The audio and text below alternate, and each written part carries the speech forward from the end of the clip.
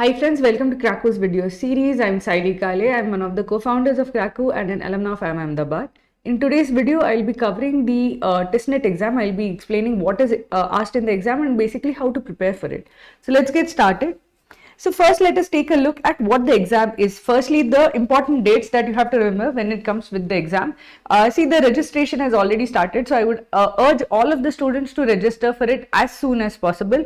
The registration end date is January 15, but I would say that on the last day, the systems server can hang due to excessive number of people trying to do it at the last minute. So do not leave it for the last minute. Please register for the exam as early as possible. Now again, after that, once the registration is done, generally after a week or 2 weeks, they will give out the admit cards. The exam date will be anywhere between the end of January to the end of February. So we do not know the exact end date as of now, but I would suggest please register for the exam as early as possible. Now let us take a look at the exam format as such. This is an exam with 100 questions in 100 minutes. And there is no negative marking. This is important to remember that there is no negative marking. So essentially you should try as much as possible to attempt all 100 of them. Do not leave any question unattempted. Just basically put in some guess, because there's 1 in 4 chance of you getting it right, and there is really no reason for you to actually not attempt the question as such. There is no negative marking. So I would urge all of the students to attempt all of the questions as such. Put some guess in, because there is no negative marking. Also, there is 1 mark for the correct answer. So basically, a ideal score would be somewhere in the 70s.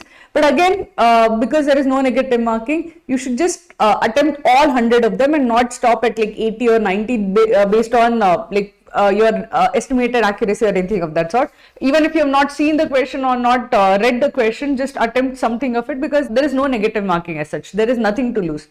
Now, these 100 questions have been split into 3 parts, 3 sections. There's the English proficiency section, there's the maths and logical reasoning section, and lastly, there's a general awareness section. The general awareness section has 40 questions and 40 marks.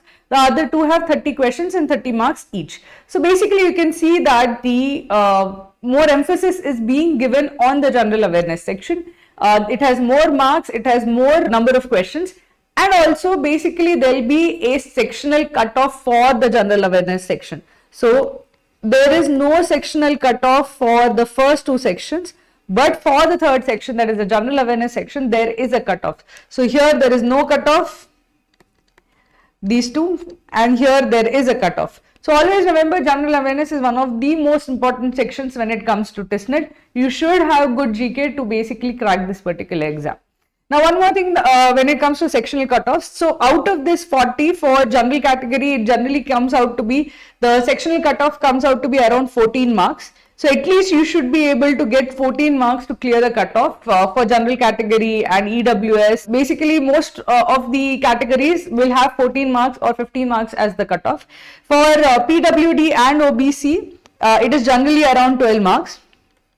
And for SC/ST category, no sectional cutoff is applied. So if you're worried about the sectional cutoff, depending on the category, it might not even apply to you. So this is generally the case for most categories. It will be around 14 marks. For some categories, PWD and OBC, it is 12 marks. And for SC/ST, there is no sectional cutoff as such. So now let us take a look at the eligibility criteria. One of the good things about the TISSNET exam is that there is no age limit. So irrespective of your age, you can apply for the TISSNET.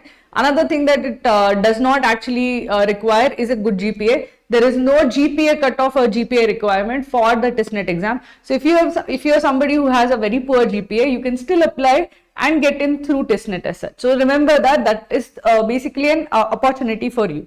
The eligibility criteria, basically those who have completed a 3 or 4 year graduation program can apply. You can also apply if you are in the last year of your graduation. If you are, basically it should be from a recognized university as such. If that is the case, you can apply for the TISSNET exam and get through TISS. Now remember that, so why do we actually apply for the TISSNET exam? Basically, it is the exam for entrance into a lot of post-graduation courses. Basically, MAs and many master's courses are available in Tata Institute of Social Sciences. It has multiple campuses, but the most prestigious one is the MA in HR and Labor Relations. The MA in HR and Labor Relations essentially is at par with any kind of MBA HR from any of the top institutes in India. So if you're looking for an HR based MBA or looking for a career in HR, TISSNET would be very important for you because it would give you the right, it would get you into the right institute as such. TISS MA in HR is one of the leading, like a lot of good recruiters go over there. So if you're looking for an HR career, this would be the exam that you should definitely give. Now let's take a look at the different sections as such. So we'll start with English proficiency. As you can remember, this is 30 questions in and you have 30 marks for it. Again, there is no negative marking. The English proficiency section, I would say, is kind of like banking exams. If any of you have given banking exams, it would be similar to them.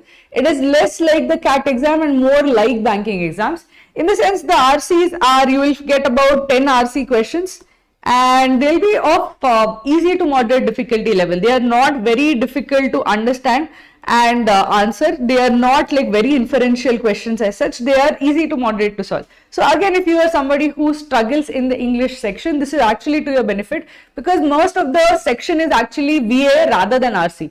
There is 10 out of 30 questions are RC and 20 out of 30 questions are basically verbal ability or grammar and English ability as such. So if you are somebody who struggles in the RC or struggles in clearing this particular English section as such, this is to your advantage. Now the English grammar questions, I've clubbed it under grammar, but essentially it's like a lot of different types of questions. There are 20 questions of this type. So basically, most of them are grammar based questions where whether it is asked in the form of fill in the blanks or spot the error, you basically have to figure out what is the grammatically correct way of phrasing the sentence, which grammatically correct term can go into the blank, which part of the sentence has an error, etc. So there are many grammatical concepts that are essentially asked. And they are asked using the fill in the blank method or spot the error method. Essentially, suppose you have to figure out which is the correct tense of the verb to use. So they'll give a blank fill in the blank question with a blank for the verb and you have to pick which is the correct tense of the verb to be used in that blank. So it is essentially a grammar question which comes in the fill in the blank form. So if you just see fill in the blanks, you might think that it is a vocabulary based question, but it is not. It is a grammar based fill in the blank question. Similarly, spot the error is very clearly grammatical questions. Basically, you will be given a sentence which will be cut into 4 parts and you have to identify which part of the sentence has an error. So it is essentially similar to that. You just try to find out which part is not grammatically correct. I have seen 1 or 2 critical reasoning questions that have come in TISSNET. Essentially, you are asked which inferences can be made, which inferences cannot be made, which would support the main argument, which would actually weaken the main argument. Very, very basic critical reasoning questions as such, not very difficult. So if you have taken a look at critical reasoning, this should be easy to do. If you haven't, you have to do the inferences based critical reasoning. You have to look it up so that you know how to solve those kind of questions. The parajumbles over here, you are given options, so it's not very difficult to solve the parajumbles.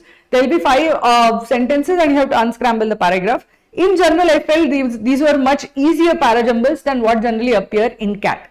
There will be also a few vocabulary based questions like synonyms, antonyms, etc. So in all as such, this is the English proficiency section is kind of heavily tilted towards verbal ability rather than towards reading comprehension. And if you are good at grammar, you are going to ace this particular section. If you are not good at grammar, you are going to struggle in this particular section. Now let's take a look at the second section, which is mathematical and logical reasoning. So mathematical and logical reasoning actually matches quite a fair bit with CAT quant as such.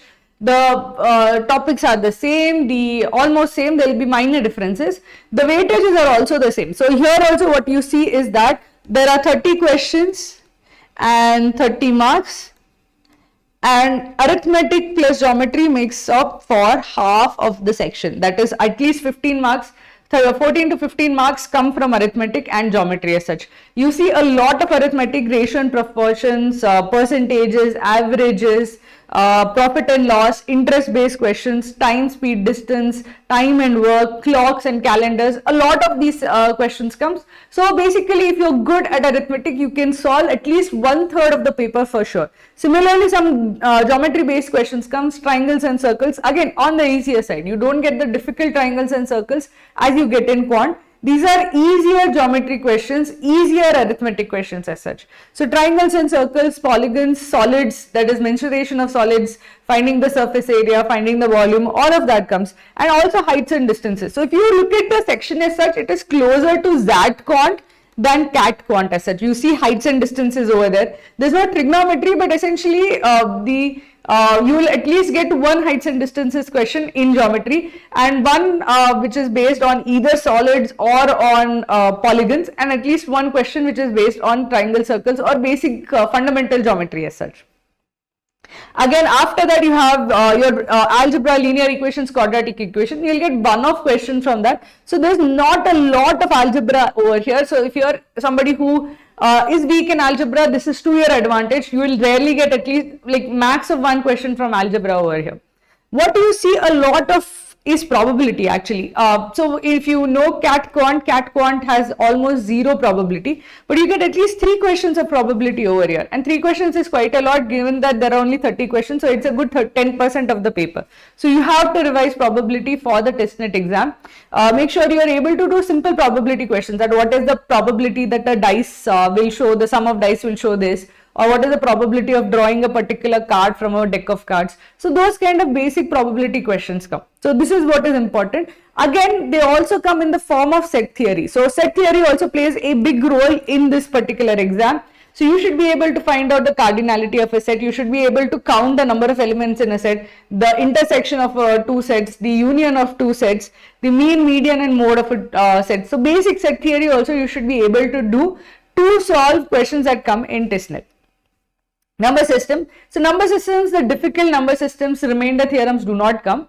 What generally comes is divisibility, which of these numbers would be divisible, and simple remainder theorem questions such as, okay, if it is successively divided by 3, 4, 5, these are the remainders. So essentially successive division, or division by dividing the same number by different divisors. Those kind of simple remainder theory questions come. Not the complex remainder theorems like Wilson's theorem and Fermat theorem, all of those are not required. But you should understand what remainders are and how to actually use them for, how to use remainder theory to find out simple remainders questions.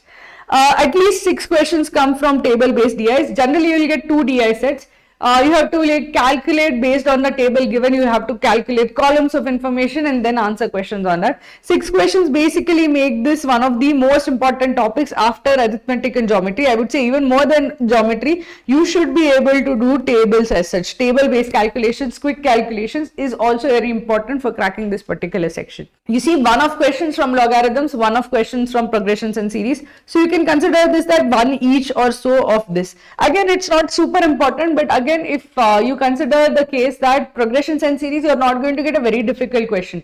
You're mostly going to get a simple formula application kind of a question as such. Similarly, even logarithms also you'll get a formula application question. So if you actually revise all the formulas in both the subjects, you'll easily get those 2 questions as such. Logical reasoning questions also come. Basically, you will be given like a series and you have to predict the next number in the series. A series with a missing number and you have to find out the missing number. A grid with a missing number and you have to figure out which number is what is the missing number, etc. So simple numerical puzzles, etc. come over here. You also get some arrangement questions at times or directions questions. So very simple logical reasoning comes as such. It's not complex. It is not complicated LR sets. Very simple logical reasoning, numerical reasoning questions come. Now let's take a look at the next section, which is the most important section, which has a sectional cutoff, which is general awareness. In general, I felt that their general awareness section kind of tended to lean heavily towards the current affairs as such. Essentially, half of the questions you would see were about, okay, what happened in, like, say, in the last year's paper, what happened in 2022, what happened in 2021. So most of the questions were from current affairs, fewer were questions which were like static as such. So basically we split general awareness into 2 parts, static GK and current affairs GK. Static GK is basically things that don't change, like the geography of India doesn't change, the number of rivers in India do not change, the history doesn't change. So basically those things form part of static general knowledge. And then there is current affairs, basically who is the head of this organization, who won this particular book award, who won this particular what is the, who won the, who had the highest revenue. All of these things are basically current affairs because they keep changing year to year. we see a lot of current affairs in TISSNET. So it's important that when you're preparing for TISSNET, what we do in our course is we give you a static GK PDF. We also give you current affairs, and we give you current affairs per month. So we give you that, okay, this is September 2022 current affairs. This is October 2022 current affairs. What I want you to do is basically go through all the current affairs of the last few months so that you are up to date with what happened this year. And that is going to make a big difference in whether or not you're going to be able to solve the current affairs questions in TISSNET. So please go through all the questions that are there, all the GK PDFs for this particular year. Okay. Now let us try to figure out how to actually crack this particular exam. Now TISSNET exam is not a very difficult exam, but it will take a lot of effort because a lot of topics are new. It's an exam which is very different from CAT and SAT. So if you have put in a lot of effort for CAT and SAT, that effort is not wasted. A lot of it will still be useful, but again with TISSNET exam you have to think of what exactly do I need to do to crack this particular exam. So in the for that, what we have basically done is we have made a in-depth schedule for you to follow. We'll tell you exactly what to do on any particular day. So on day 1 you will get a list of all the videos you have to watch. So you get the list, okay, you have to watch these 3 videos. Please make sure that you keep up with the daily schedule. Watch the videos, and each video comes with a concept test. Please take the accompanying concept test. So that gives you an idea of basically where you stand and whether you have understood the concept or not. So basically I want you to keep up with the daily schedule. Every single day set a particular time of the day in which you are going to do your daily tasks. And make sure you do not accumulate any backlog as such. If you accumulate any backlog on a particular day, you had an exam or something and you missed doing the tasks of that particular day, please clear that off in the weekend. So what we basically try to do is make a structured approach to cracking TISSNET. So you can do it as long as you have a structured approach to your preparation. So please follow the daily schedule. Another thing that I would add is that on the weekends, please start taking mocks. So basically we will have 5 mocks. You can take them over the weekends and you can make sure that you are fully prepared before the actual TISSNET exam as such. The more number of mocks you take, the better prepared you are for the actual exam. So this is basically how I want my students to use the course. Again, if you work consistently from now till January end, there is no way you are not cracking this exam. So please work diligently and I'm sure you are definitely going to crack this exam. Thank you and best of luck.